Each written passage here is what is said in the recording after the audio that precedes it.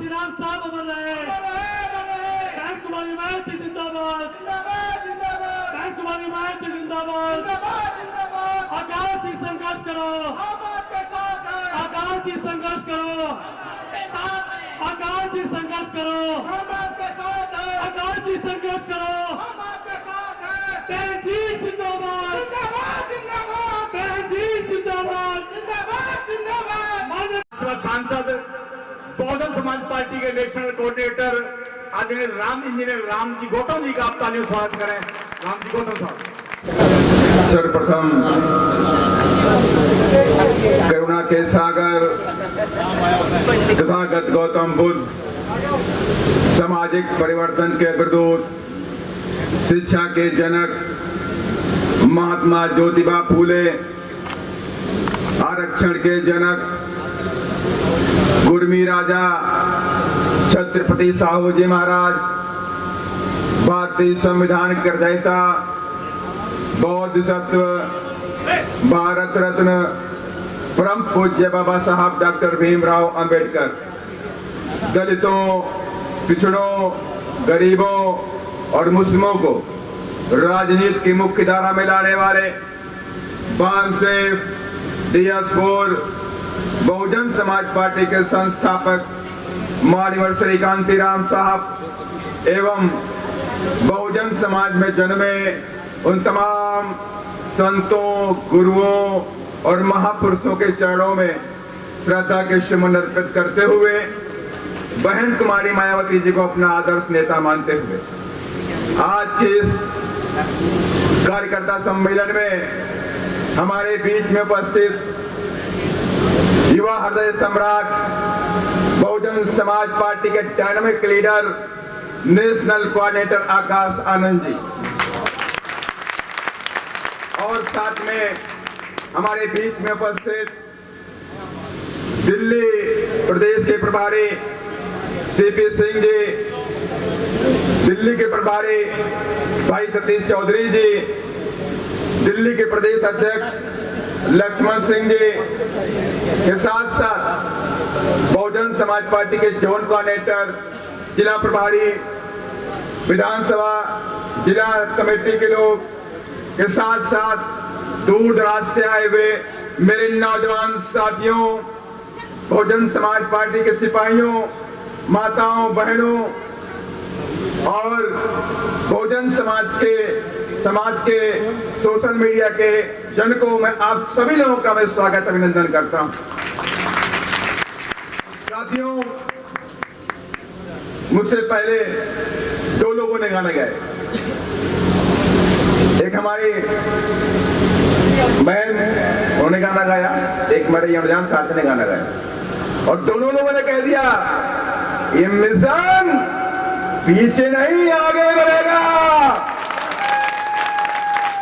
कोई कितनी ताकत लगा ले, जो बहरूपीय समाज जब पैदा हो गए उनको समाज माफ नहीं करेगा। और बाबा साहब ने कहा था अपने वोटों को मेरे बच्चों बांटना नहीं, अगर अपने वोटों को बांट दोगे तो इस देश में गुलामी बन जाओगे, गुलाम बन जाओगे। और मेरे साथियों, ये बहुजनों का कारवा है। बहुजन समाज पार्टी बाद में है, ये मिशन और मूवमेंट पहले है। साथियों, आप सबको पता है मान्यवर श्री कांचीराम साहब ने 14 अप्रैल 1984 को बाबा साहब की जयंती पर बहुजन समाज पार्टी का निर्माण किया और कह दिया कि बाबा साहब के रूपये कार्य को, बाबा साहब की मंजिल को ये बहुजन समाज पार्टी सत्ता में आकर के पूरा करेगी। और उसके बाद से आज तक साथियों बहुजन समाज पार्टी अथक प्रयास कर रही है। और आप सबके नजर में भी है कि उत्तर प्रदेश में माल्या बहन जी 4 बार मुख्यमंत्री बने तो बाबा साहब के रूपये कार्य को ही पूरा किया। चाहे वो शिक्षा का क्षेत्र हो, चाहे वो रोजगार का क्षेत्र हो, हर क्षेत्र में बहुजन समाज के लोगों को भागीदारी मिले, बहुजन समाज के लोगों को मान सम्मान इस देश में मिला। आप सबको पता है, मैं आपको बता नहीं रहा, लेकिन मैं आपको आगाह भी करना चाहता हूं बहुजन समाज पार्टी की आज ताकत पूरे देश में बढ़ रही है। और आप लोग सोशल मीडिया से जुड़े हुए हैं और कल आपने भी दक्षिण की भी ताकत देख ली साथियों, दक्षिण की भी ताकत देखी है साथियों। उत्तर से लेकर दक्षिण, कन्याकुमारी से लेकर कश्मीर, गुजरात से लेकर के पश्चिम बंगाल तक बहुजन समाज पार्टी का राज आने वाला है साथियों। और इसके लिए साथी मैं आपसे कहना चाहता हूं 2022 से लेकर के 2025 ये बहुजन समाज के लोगों का महासंग्राम होने वाला है। इस सत्ता का महासंग्राम है साथियों। अगर आप ये सत्ता का महासंग्राम जीत गए तो आने वाली जनरेशन आपके देश में राज करेंगी, इस देश में मान सम्मान के साथ में रहेंगी। अगर आप इस सत्ता का महासंग्राम हार गए तो आप समझ लीजिएगा आपका बच्चा आपके सामने क्वेश्चन करेगा 10 साल बाद कि डैडी, पिताजी, बाबा साहब ने संघर्ष किया, महापुरुषों ने संघर्ष किया, मान्यवर साहब ने संघर्ष किया और मान्या बहन जी ने संघर्ष किया, तो आप तो इंजीनियर बन गए, आप तो डॉक्टर बन गए, आप तो बिजनेसमैन बन गए, आप तो कॉन्ट्रैक्टर बन गए, लेकिन डैडी आपने कोई संघर्ष नहीं किया। अगर आपने संघर्ष किया होता तो कम से कम हम गुलाम नहीं बनते सर। और उस वक्त आपकी आंखों में सिर्फ पछतावा और आंसू के सिवा कुछ नहीं होगा। मारिया बहन जी हम लोगों से कहती है आप जो काम कर रहे हैं मिशन मूवमेंट में, ये आप अपने लिए काम नहीं कर रहे हैं, ये आने वाली जनरेशन के लिए काम कर रहे हैं। आप जो आज पौधा लगाएंगे उससे फल की चेष्टा आप मत करिए। आप जो आज पौधा लगा देंगे वो 10 साल 20 साल बाद आपको फल देना शुरू कर देगा साथियों। इसलिए साथियों हम सबको बाबा साहब ने इतना बड़ा अधिकार दिया, इतना बड़ा हथियार दिया है।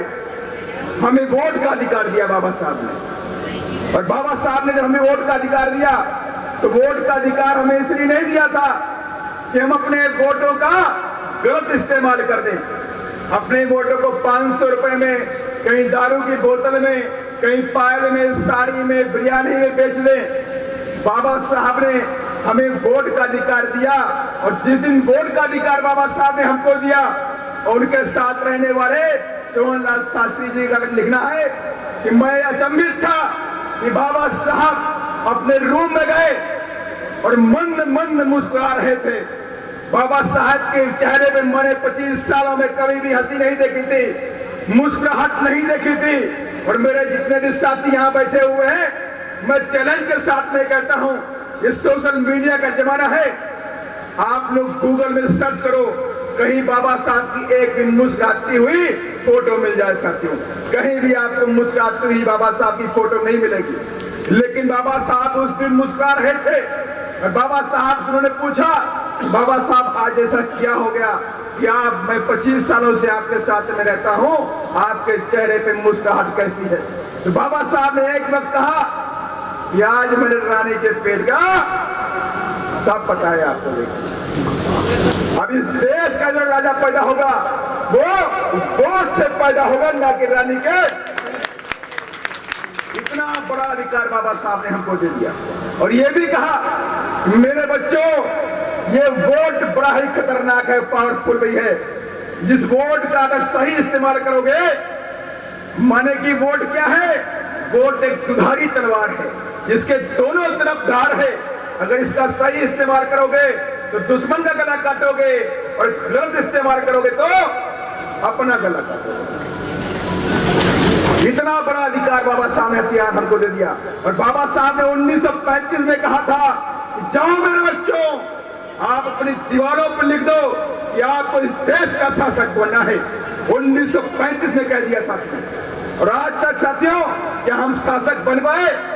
हम नहीं बन पाए साथियों, क्योंकि हम आज भी शासक बनने के हिसाब से काम नहीं करते। शासक बनने के लिए काम जितना करना चाहिए उतना काम नहीं करते हैं। हम सिर्फ सोशल मीडिया में रहते हैं। आज कितने लाइक मिल गए, कितने शेयर हो गए, बस उसी में टाइम खराब करते हैं। अगर मैं एवरेज देख लूं तो कम से कम एक नौजवान साथी मेरा 4 से 6 घंटे फेसबुक में और इंस्टाग्राम में काम करता है, लेकिन जमीन में कोई काम नहीं करता। जब तक आप जमीन में काम नहीं करोगे तब तक बात नहीं बनने वाली। मैंने पहले कहा 2022 से लेकर 2025 तक ये बहुजनों का महासंग्राम है साथी। और महासंग्राम माने सत्ता का शासक के लिए बनने के लिए आपको संग्राम करना पड़ेगा और इसके लिए आपको अपनी सेना खड़ी करनी पड़ेगी। और सेना खड़ी करने के लिए आप सबको पता है कि जंग होती है तो बिना सिपाहियों के बिना सेना के नहीं जीत सकते साथी। और सेना कौन हमारी है? आपसे मैंने पहले कहा है कि बहुजन समाज पार्टी बाद में है, ये मिशन और मूवमेंट पहले है साथी। इसलिए यहाँ पे जो भी पार्टी का जो कार्यकर्ता बनता है, जो भी सिपाही बनता है, वो बहुजन समाज पार्टी के कार्यकर्ता के साथ साथ में इस पवित्र मिशन का सिपाही साथियों है। ये पवित्र मिशन, ये मूवमेंट आज ऐसे नहीं बना है। आज कुछ बहरूपिया बोलते हैं, बहुत से बहरूपिया बोलते हैं, मैं किसी के नाम नहीं ले रहा हूँ, जो कांग्रेस से पैसा लेते हैं, सपाइयों से पैसा लेते हैं, बीजेपी वालों से पैसा लेते हैं और एक काम करते हैं कि बाबा साहब का नाम लेके बाबा साहब को खंजर भोंक दो, मानव साहब का नाम लेके मानव साहब के मिशन को खंजर भोंक दो। अरे ऐसी सोच वाले क्या हमारे समाज का कल्याण कर सकते हैं? जो हमारा मिशन है ये पवित्र है। ये संघर्षों और बलिदान के बाद आज बहुजन समाज पार्टी इस देश की तीसरे नंबर की राष्ट्रीय पार्टी वोट के हिसाब से साथी है। और मैं दावे के साथ में कहता हूं, बहुत से लोग इस पवित्र मिशन और मूवमेंट पार्टी को तबाह खत्म करने के लिए आए, वो खुद तो तबाह और खत्म हो गए, लेकिन मिशन और कारवां आज देख लिए उत्तर से लेकर साउथ तक आगे बढ़ रहा था, वो बढ़ता रहेगा। मैं चैलेंज करता हूं ऐसे लोगों को जो हमारे मिशन और मूवमेंट को खत्म करना चाहते हैं साथियों। हजारों करोड़ों लाखों करोड़ों गरीबों मजदूरों की आशाएं हैं। मैं जब दूसरे प्रदेशों में जाता हूं तो मैं देखता हूं उनकी आंखों में आंसू आते हैं। जब मेरी बहनें आती हैं, जब मेरे लोग आते हैं, नौजवान आते हैं, उनकी आंखों में आंसू होता है और एक ही बात आशा उनके अंदर होती है, एक होप होती है कि काश मेरी पार्टी दिल्ली के शासन पे पहुंच जाए और जिस दिन पहुंच जाएगी उसी दिन मेरे सारे दुख और तकलीफें खत्म हो जाएंगे। ऐसी आशा और विश्वास साथियों है। तो इसलिए साथियों, आज जितने भी लोग यहाँ बैठे हैं, मेरे नौजवान साथी बैठे हुए हैं, आप लोग सोशल मीडिया का काम करिए लेकिन वो पार्ट टाइम में करिए, लेकिन पार्टी का फिजिकल काम करिए। गांव में जाइए, मोहल्लों में जाइए, वार्ड में जाइए और बाबा साहब की अलग को जगाइए साथियों। जब बाबा साहब की अलग जगाएंगे, हम बाबा साहब के संविधान के बारे में बताएंगे, संवैधानिक अधिकारों के बारे में बताएंगे, अपनी वोट की ताकत के बारे में बताएंगे, मानव बहन के संघर्षों के बारे में बताएंगे। तो मैं दावे के साथ में कहता हूं, इस देश में ऐसा कोई बहुजन समाज का लाल नहीं है जिसका खून खोल ना जाए। हर व्यक्ति का खून खोलेगा और जिसका खून खोलेगा वही आपके मूवमेंट का और मिशन का सच्चा सिपाही होगा और जिसका खून ठंडा है वो हमारे मिशन और मूवमेंट के लिए बेकार है साथियों। इसलिए साथियों, मैं आप सबसे आग्रह करता हूं कि आप सब लोगों को सत्ता के महासंग्राम को जीतना पड़ेगा, क्योंकि आप सबके आशीर्वाद से, मान्या बहन जी के आशीर्वाद से, मान्या बहन जी ने मुझे राज्यसभा भेजा और राज्यसभा जब मैं पहुंचा तो मैं आज भी देखता हूं कि किस तरह से बहुजन समाज के लोगों के अधिकारों का हनन किया जा रहा है, किस तरह से बहुजन समाज के लोगों के अधिकार खत्म किए जा रहे हैं। जो अधिकार बाबा साहब ने हमको संविधान में दिए हैं, उन संवैधानिक अधिकारों को इस केंद्र में बैठी सरकार जो पहले कांग्रेस की थी और अब भारतीय जनता पार्टी की है, ये दोनों सरकारें हमारे संवैधानिक अधिकारों को खत्म करना चाहती सरकार और ये धीमे धीमे खत्म भी कर रहे हैं। वो आप सब देख लीजिए, अभी भी पार्लियामेंट के अंदर हल्ला मचता है, लेकिन एक साजिश के तहत 2 बजे के बाद पार्लियामेंट चलती है। 2 से 5 के बीच में जो बहुजनों के जनहित में जो अधिकार बाबा साहब ने बना दिए हैं, उनके खिलाफ बिल लाए जाते हैं और बिलों को पास किया जाता है और जिसमें कांग्रेस भी शामिल है, बाकी दूसरी पार्टियां भी शामिल साथी हैं, वो बीजेपी के साथ मिली हुई है। अब देखिए, आज भी जनरल इंश्योरेंस बिल पास कर दिया गया। माने कि बहुजन समाज के लोग इन कंपनियों के अंदर, पब्लिक सेक्टर कंपनियों के अंदर रिजर्वेशन के तहत नौकरी पा रहे थे, अब वो प्राइवेट हो जाएंगे। आप सबको पता है, रेलवे प्राइवेट हो गया, एयरपोर्ट प्राइवेट हो रहे हैं, बैंकें बेच दी हैं, LIC बेच दिया है, कई सारी कंपनियां बेच दी हैं। वाइजैक स्टील जो आंध्र प्रदेश के अंदर है, जिसने आज तक कभी घाटे में कोई काम नहीं किया है, 4 से 5 हजार करोड़ रुपए का प्रॉफिट देती है। 5,000 दलित एम्प्लॉय है, 4800 OBC के भाई एम्प्लॉय गरीब लोग वहां पे हैं, और 35,000 कॉन्ट्रेक्चुअल एम्प्लॉय हैं। इस कंपनी को 35,000 करोड़ में ये सरकार बेचने जा रही है, और उसकी कीमत लाखों करोड़ रुपए है। 4 से 6 लाख करोड़ रुपए कंपनी 35,000 करोड़ में कोई धन्ना से खरीद देगा। इसलिए साथियों, आपके अधिकारों पे हमला हो रहा है, और आपके पास एक ही चारा है कि आप अपनी पार्टी को, बहुजन समाज पार्टी को केंद्र तक और दिल्ली पहले फतेह करिए, दिल्ली पहले फतेह करिए, और फिर हम लाल किला भी फतेह करेंगे साथियों, लाल किला फतेह करेंगे साथियों। इसलिए साथियों, आप सब लोगों को पूरे जी जान से लगना पड़ेगा, और लग करके हमारे मूवमेंट को, बाबा साहब की विचारधारा को, आप सबको पता है कि बहुजन समाज पार्टी इस देश में इकलौती पार्टी है जो बाबा साहब के विचारधारा पे चलती है। कोई भी पार्टी इस देश में ऐसी नहीं है जो बाबा साहब की विचारधारा पे चलती है। माने कि बहुजन समाज पार्टी, अम्बेडकराइट पार्टी इस देश में इकलौती है। इसलिए आपको भ्रमित होने की जरूरत नहीं है, और बहरूपियों से आपको बच के रहना है। अगर आपके वोटों में सेंध हो गई, आपके वोटों में सेंध हो गई, तो 2022 से 25 के बीच में आप इस देश में गुलाम बना दिए जाएंगे, और ऐसे बहरूपिये आएंगे, आपके बीच में आएंगे, वो आपको बड़गड़ाएंगे साथियों। आपको बहकने की जरूरत नहीं है, और आपको सिर्फ अपने सिंबल, अपनी नेता बहन जी पर विश्वास रखना है। इन्हीं सब बातों के साथ साथियों, मैं अपनी वाणी को विराम देता हूं। जय भीम, बहन कुमारी मायावती। भाई आवाज नहीं आ रही, आवाज इतनी आनी चाहिए कि लाल किला कांप जाएगा। बहन कुमारी मायावती।